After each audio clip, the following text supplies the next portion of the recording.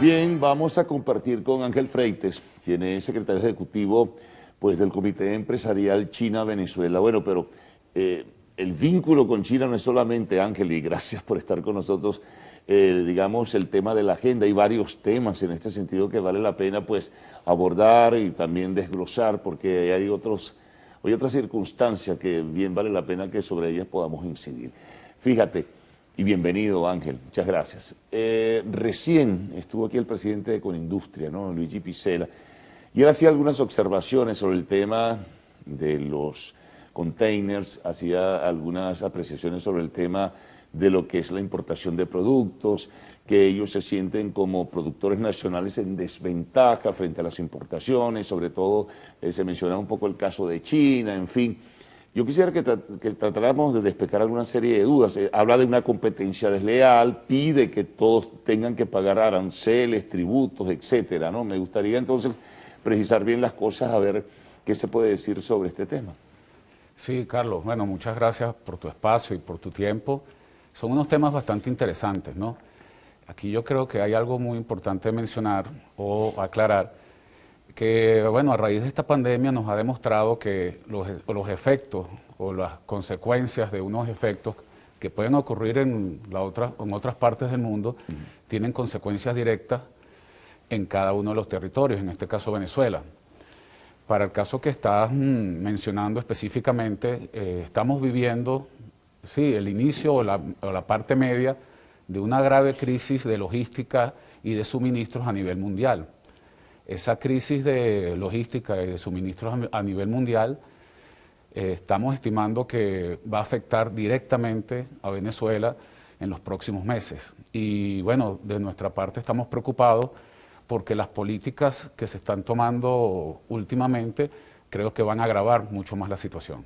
Ahora, en este sentido, ¿qué ubicarías o cuáles serían las políticas que piensas que puedes perjudicar en este caso?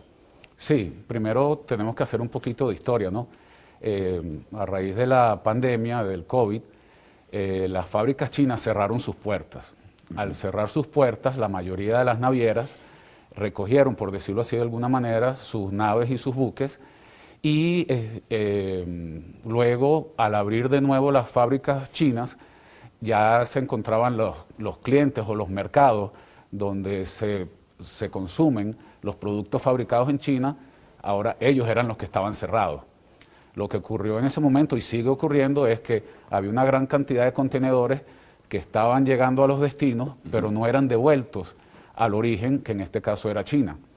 Eso ha causado una escasez de carácter histórico y bien peligrosa, que ha afectado los costos de la logística y de los suministros. Ahora, eso ocurre por el tema de la pandemia, por el tema de la movilidad, por el tema del retorno de los buques. ¿Es la razón fundamental por lo que está ocurriendo o sencillamente porque los países se quieren quedar con los containers que llegan de China? Sí, y aquí vemos cómo se están los elementos para una tormenta perfecta y las consecuencias las vamos a vivir muy pronto. Ahora, ¿qué sería la tormenta perfecta? ¿Que sencillamente los chinos dejen de exportar hacia Venezuela? La tormenta perfecta es que en estos momentos estamos viendo como hay un incremento en los costos logísticos que supera en muchos casos el 500%. Eso, si lo agregamos a la situación de Venezuela, el bajo consumo y las últimas políticas que tomó el gobierno para revisar los aranceles, va a incrementar muchísimo los precios al consumidor final. Claro, ahí retornamos a lo que fue el planteamiento inicial, porque la industria venezolana, que de lo suyo está alicaída, está pues en una situación por la crisis como tal económica, en situación de debilidad, piensa que se abren las compuertas para comenzar a repotenciarse, a reanimarse, pero critica la importación, entre otros casos, de China, y está solicitando, por eso te lo planteaba, que se establezcan aranceles a esas importaciones que compitan de igual a igual y que no haya ventajas para las importaciones, por ejemplo, chinas, frente a lo que es el producto venezolano. Todo lo contrario, Carlos. Yo veo que los empresarios y los industriales han solicitado al gobierno una serie de medidas, una serie de medidas bastante largas, ¿no? Ahora bien, la medida que más va a afectar al consumidor final es la medida que el gobierno está tomando. Tú dices el colocar aranceles a esas importaciones que vienen del exterior. En efecto, todos hemos observado como durante el último año o año y medio, los anaqueles se han visto repletos y en muchos casos vemos sobreofertas de productos que han hecho que los precios han bajado bastante. También las importaciones de China y de Turquía han logrado que muchos de los productos que nosotros consumimos tenemos acceso a ellos pues, a unos costos bien competitivos. En muchos casos vemos incluso guerras de precios que han obligado mucho a bajar los precios al consumidor final. Las raíces o las razones por las cuales la industria venezolana y el empresariado venezolano no está compitiendo son otras las razones. Los aranceles inciden muy poco y lo observamos en otros países. Ustedes saben muy bien en materia económica y en materia de relaciones internacionales, las medidas proteccionistas nunca terminan bien y nunca traen los resultados para los cuales fueron implementadas. Sí, lo que yo entendí de lo que plantea el sector industrial es buscar un punto de equilibrio, Ángel, es decir, que se haga justicia de alguna forma, que se entienda que sin la producción nacional Venezuela no podrá reanimar su economía.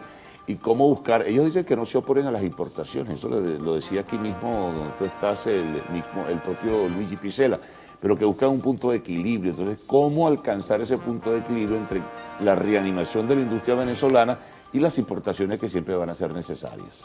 Bueno, tú lo acabas de decir muy bien, es el punto de equilibrio, pero en estos momentos, por una coyuntura internacional de carácter mundial y de carácter incluso catastrófica, es el peor momento para implementar esas medidas. O sea, tú le pedirías al gobierno que no implemente la medida de establecer tributos o aranceles a las importaciones, mientras estamos en esta situación coyuntural o situación de crisis.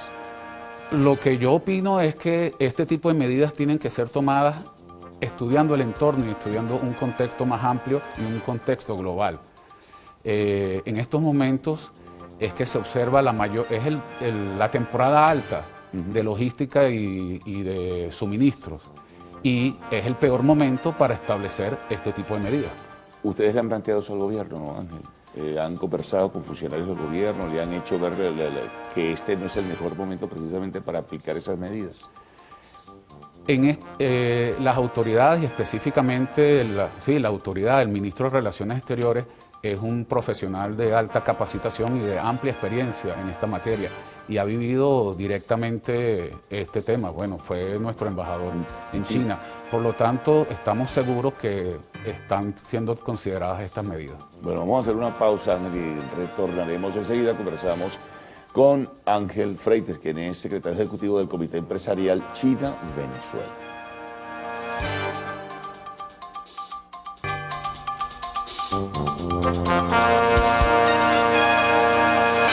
Continuamos conversando con Ángel Freites.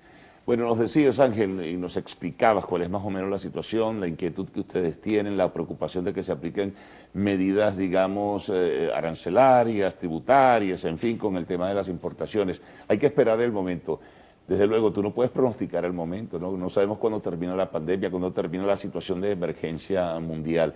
Y mientras tanto, en China, ¿qué están pensando esto? Porque como eres secretario ejecutivo de este comité, ¿qué estiman ellos, ¿no?, de lo que está ocurriendo? A pesar de que ha caído notablemente el consumo y está tratando de levantarse en forma gradual.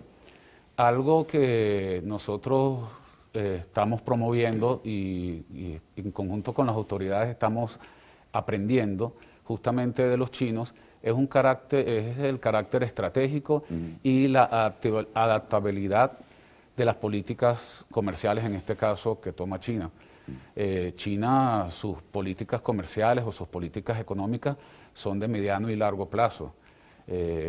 Ahorita están con el tema, por ejemplo, con la propuesta comercial de la nueva ruta de la seda, que es un plan que tienen a 20 y 30 años.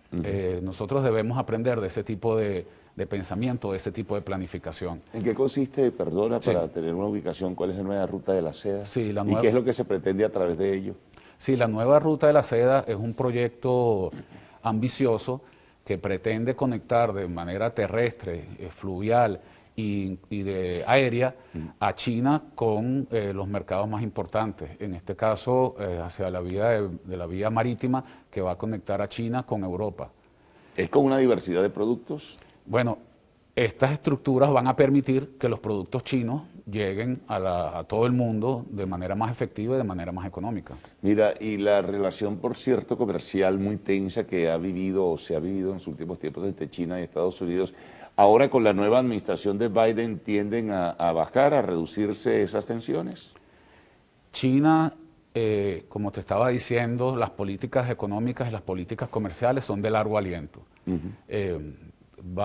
Pasó Trump, va a venir Biden y vendrá el otro, y ellos siempre van a mantener sus políticas. Eso es algo que nosotros deberemos aprender. O sea, pero ¿qué percibes tú? ¿Que se ha bajado un poquito el nivel de confrontación? ¿Se ha reducido un tanto? Por supuesto. En la confrontación, en el conflicto, no hay ganadores. Y China lo comprende y lo ha hecho saber. En las últimas declaraciones, las autoridades chinas están apoyando, pues, por decirlo así, una resolución pacífica o un entendimiento en materia comercial y en otras materias. Sí, bueno, eso es importante. Ahora fíjate, aprovecho la ocasión para preguntarte lo siguiente y para tener tu impresión. Vienen en el terreno estrictamente político, es lo que se está viendo, pues nuevas decisiones. Hay gente que teme que en el terreno político se retorne al viejo culto a la personalidad.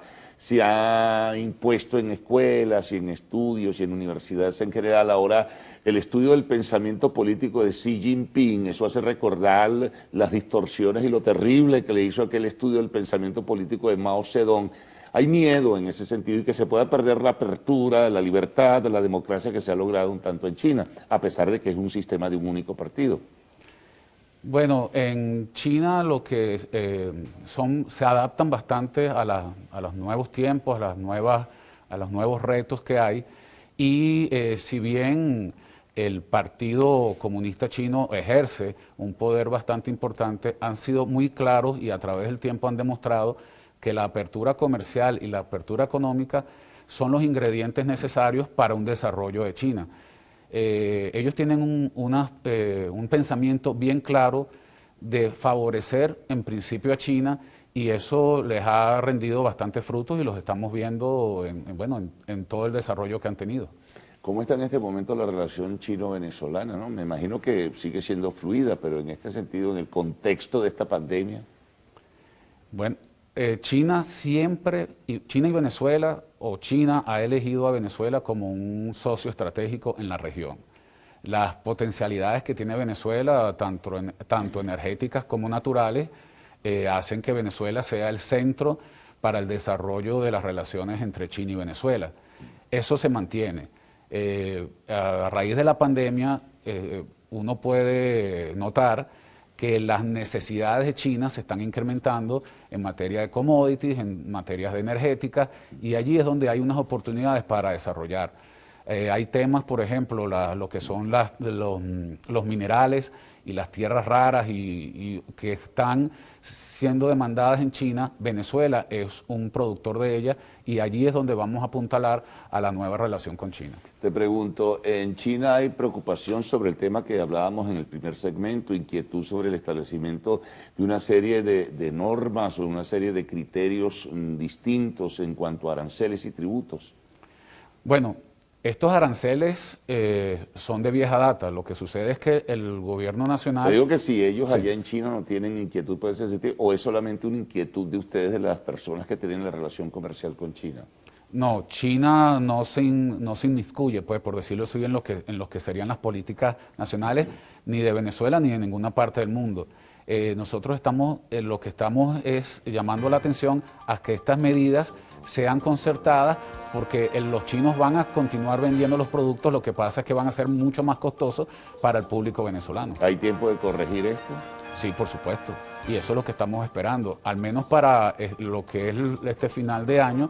Esperamos que estas medidas puedan ser estudiadas y dejar que el consumo venezolano se recupere para luego empezar otros desarrollos, que el gobierno está llevando medidas muy importantes para ello, pero como usted sabe muy bien, levantar una producción nacional no es cuestión de prender un switch y que las fábricas empiecen a funcionar a toda capacidad.